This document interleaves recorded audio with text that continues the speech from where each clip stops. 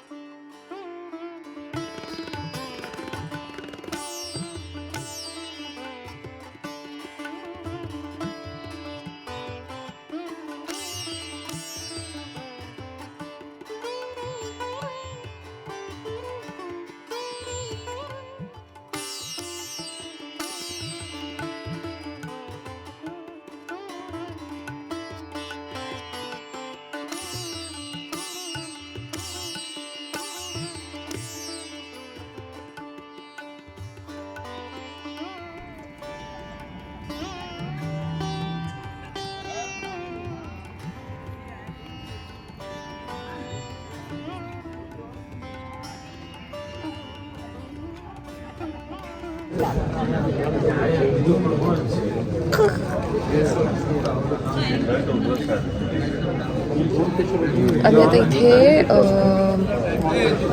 भस्म आरतीसाठी आतमध्ये आलो आहे आणि आम्ही हे असं महाकालचं लिहून घेतलं.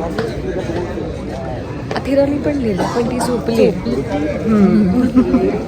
ती उठल्यानंतर आम्ही दाखवते आणि इतकं छान वाटतं हे. मी खूप एक्सायटेड होते हे लावण्यासाठी खरं तर, आणि कधी लावतात असं झालं होतं मला. आणि आम्हाला आज सोमवार असल्यामुळे आम्हाला काय ते अभिषेक करायला मिळणार आहे. त्यामुळे मी असं ठरवलं की मी साडी नेसणार.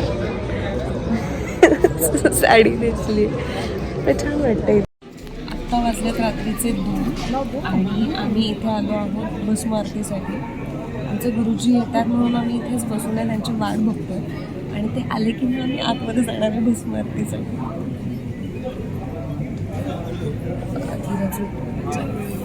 ती कंटाळून झाला. चला चला चला.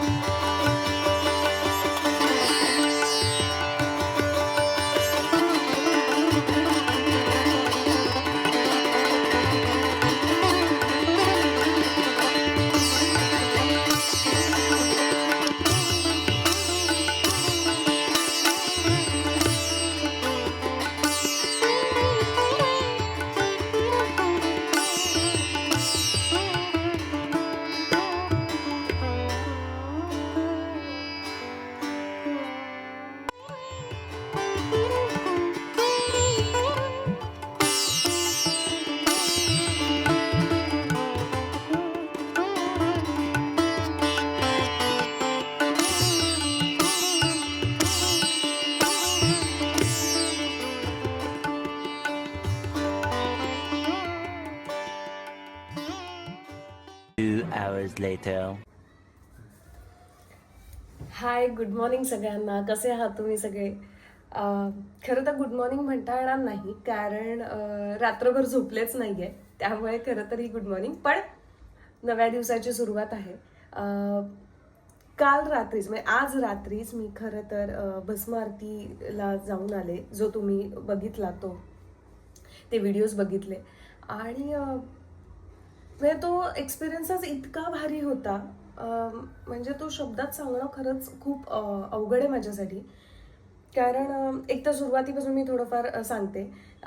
भस्म आरतीच्या इथे गेल्यानंतर तिथे मोबाईल जमा करायला लागले होते आमचे, आणि त्यामुळे मी माझ्या मोबाईलनी काही शूट करू शकले नाही. पण त्या दिवसाचे जे काही म्हणजे महाकालेश्वर मंदिरातलं जे काही रेकॉर्डिंग होतं तर ते मी तुम्हाला दाखवण्याचा प्रयत्न केला. कारण एवढ्या लांब गेल्यानंतर ते दाखवणं पाहिजे असं मला वाटलं.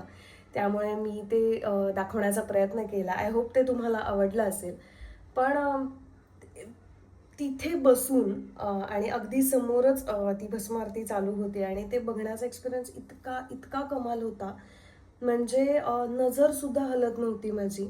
आणि जेव्हा ती आरती सुरू झाली, पहिल्यांदा त्या ह्याचा शृंगार सुरू होता. पूर्ण वेळ साधारण अर्धा ते पाऊण तास तो शृंगार सुरू होता, आणि त्यानंतर भस्म आरती सुरू झाली. आणि ती जेव्हा सुरू झाली तेव्हा खरंच सांगते की डोळ्यातून एवढं पाणी येत होतं. म्हणजे आजूबाजूचे कुठलेच आवाज येत नव्हते मला, किंवा कुठलेच विचार मनामध्ये येत नव्हते. अर्थात मी आधी सांगितलं तसं की उज्जैनमध्ये गेल्यानंतर म्हणजे जेव्हा आपण इथे येतो तेव्हा कुठल्याच कामाचे असतील किंवा कुठलेच विचार मनात येत नाही. तर त्याच्यापेक्षा जास्त खरं तर एक्सपिरियन्स मला भस्म आरतीच्या वेळेस होत होता. मला कुठलेही आवाज येत नव्हते, कुठले विचार मनात नव्हते. फक्त मी समोर ती भस्म आरती बघत होते. तो जे काही छान सजवलेलं होतं ते दिसत होतं, आणि त्या आरतीचा आवाज, बस. ते जे काही वाद्य वाजत होती ती इतकी अंगावर शहारे आणणारी होती. त्यामुळे मी म्हणजे नंतर मी पूर्णपणे शांतच होऊन गेले होते. मी अजिबात फार काही कोणाशीच बोलले नाही.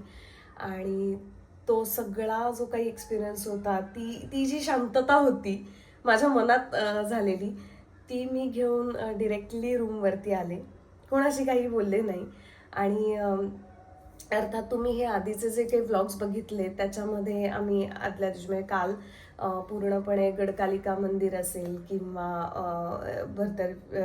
ती गुफा असेल, किंवा हरसिद्धी माताची जी आरती आहे ती बघितली. आणि हे काल दिवसभर आम्ही, आणि कॉरिडॉर हे सगळं बघतच होतो. रात्री 11 वाजता सगळं हॉटेलवरती आलो, जेवलो वगैरे, आणि परत रात्री 12 वाजता आंघोळ करून खरं तर आम्ही लगेचच गेलो भस्म आरतीच्या साठी. त्यामुळे झोप अशी काही झालीच नाही. आणि भस्म आरती करून आम्हाला सोमवार असल्यामुळे अभिषेक करायला मिळाला तिथे. आणि हे खरंच आमचं भाग्य होतं की आम्हालाही माहिती नव्हतं की अभिषेक करता येईल वगैरे. भस्म आरती बघणं हाच मोठा एक्सपिरियन्स होता खरं तर. आणि अभिषेक केला. 7-7:30 वाजता आम्ही त्या मंदिरातून बाहेर आलो. आणि जसं बोलले तसं की काहीही सुचत नव्हतं, वेगळे विचार नव्हते. त्यामुळे डिरेक्टली हॉटेलवर आलो आणि झोपून गेलो. तर ती मी आत्ता उठतेय, आणि आता परतीचा प्रवास आता आमचा सुरू होईल. सो हा माझा असा भस्म आरतीचा एक्सपिरियन्स होता. मी जेवढं तुम्हाला दाखवलं ते तुम्ही म्हणजे माझ्या थ्रू बघितलं. पण माझी अशी फार इच्छा आहे की तुम्ही सगळ्यांनी एकदा तरी इथे उज्जैनच्या महाकाल मंदिरामध्ये येऊन ही भस्म आरती अटेंड करावी. इथला जो माहोल असतो तो तुम्ही एक्सपिरियन्स करावा, कारण मी तो केलेला आहे. तो खरंच खूप खूप भारी आहे. त्यामुळे तुम्ही तो एक्सपिरियन्स करा अशी माझी इच्छा आहे. तुम्हाला नक्कीच नक्कीच खूप भारी वाटेल. त्यामुळे सो आता आम्ही आमच्या परतीच्या प्रवासाला पुन्हा सुरू करतो. आता आम्ही चाललेलो आहोत, मस्त एक झोप काढली, जेवण केलं, आणि आता निघालो आहोत परत उज्जैनच्या रेल्वे स्टेशनसाठी. कारण संध्याकाळी 6 वाजताची ट्रेन आहे आमची. आणि आता ट्रेनमध्ये मी, ताई आणि जे आम्ही अथिरा आम्ही एकत्रच असणार आहोत, कारण आता सेम ट्रेन आहे आमची. आणि लकीली आमचं काय म्हणतात आता, सीट्स पण खूप जवळजवळ आहेत. त्यामुळे आता मजा येणार आहे. चला. आम्ही आता पोहोचलेलो हे उज्जैनच्या रेल्वे स्टेशनला. त्या प्लॅटफॉर्म नंबर 4 वरती आमची ट्रेन लागणार आहे. अजून वेळ आहे, 45 मिनिट्स आहे, पण आता आम्ही चाललेलो आहोत.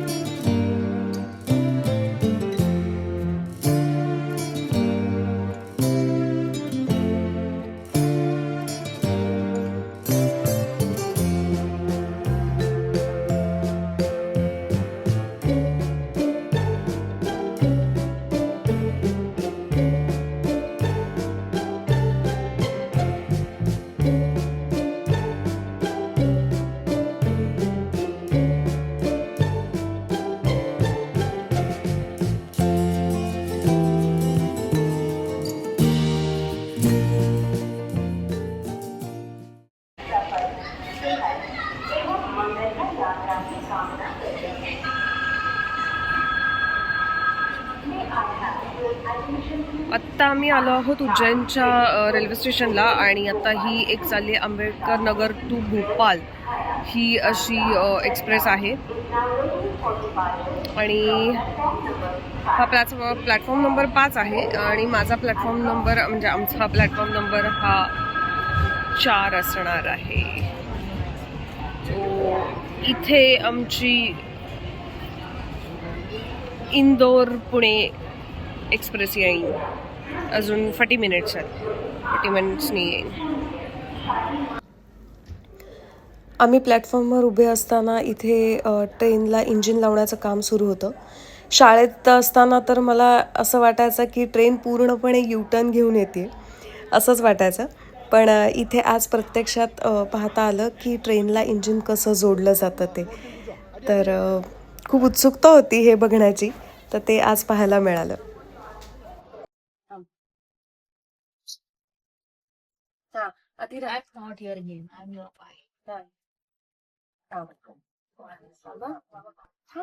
तुझा हात घे. थोडी अशी चालली ना तुम्हाला मोशन सिग्नल्स असं असं करूया.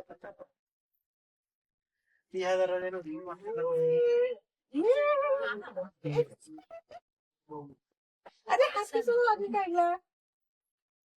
अजून असं असं कर.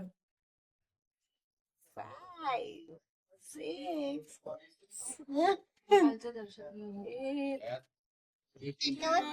नाही ते मला 11 12 13 16 17.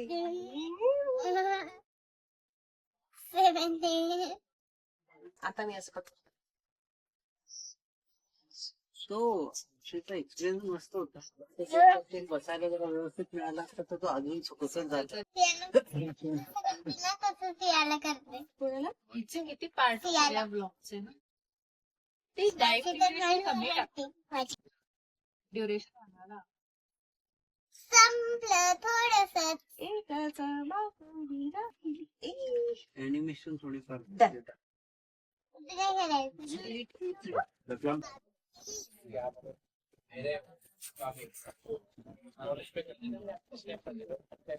खाणार आहे त्याचा.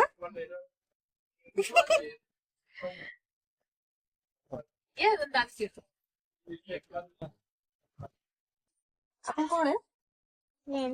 फ्रेंड्स आहे. आणि मग मावशी कोण आहे? मी ती कोणाची मावशी आहे? म्हणजे मी तुझी मावशी आहे पण फ्रेंड मावशी आहे. ओ, माझं नाव काय आहे? माझं नाव काय? तिला पूर्ण नाव नाही माहिती. पूर्ण नाही, माझं नाव काय? श्वेता मावशी है ना. त्या दोघांची भांडण कोणाची?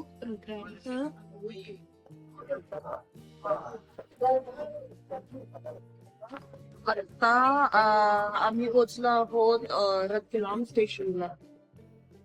तेच ते जे जुमेट मधलं रतलाम की गलिया, ते हे रतलाम स्टेशन आहे. A few moments later.